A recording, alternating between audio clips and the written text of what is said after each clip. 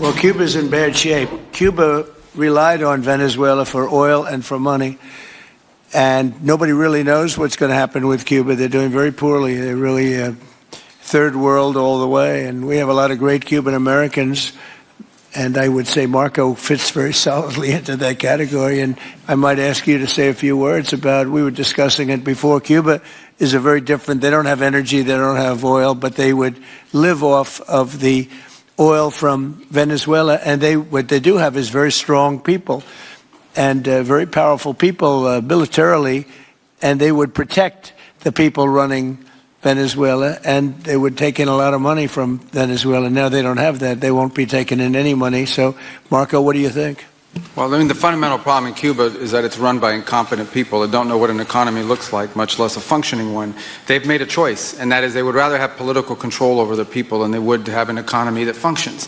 And they've gotten away with it for 60-something years because they've had donors, the Soviet Union, and now most recently Venezuela. But that's now gone.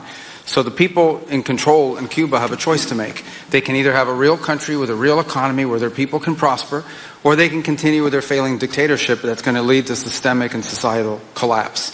So it's a very stark and dramatic choice, and it's one we hope to make the right one. We don't have an interest in a destabilized Cuba, but that would be their fault because they refuse to allow the people of Cuba to have either economic or political freedom for that matter.